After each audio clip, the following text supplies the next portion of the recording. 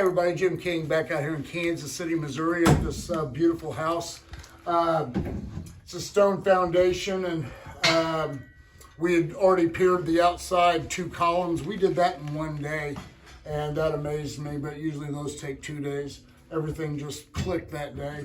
And the people, the realtors, great people, asked us if we could come in here and do these wall braces. And they had a price already set in, and I do them for double the price that they had figured for these. But I wanted to get my foot in the door with these people because they're really good people, honest people. And during COVID, I've gotten gun shy dealing with some people, and these are the kind of customers I want. So anyway, I agreed to do these wall braces for the cheap price, but yet the King Pier methodology. So stay tuned. As you can see right here, we do what others don't do. They could do this. I don't know why they don't. But we saw cut the floor.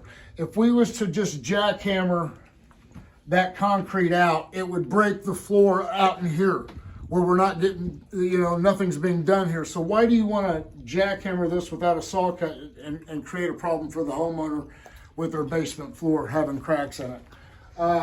The way we lock these in, we come in here with a 6x6 Tria wood support beam, and we bolt it in from the sides. These aren't bolted in yet, but by the end of the day, we'll be finished. But we've got them in the ground. We'll sister on here and then come in with another block right here. So that's the King Pier methodology. We do it better than everybody else. You could be done like this, but it's always done cheap and fast. And here's what the $400 per brace gets you. Jackhammered hole. This is an H-beam, not an I-beam. An H-beam is 4 inches by 4 inches with thick webbing. An I-beam is 2 inches by 4 inches with much thinner webbing.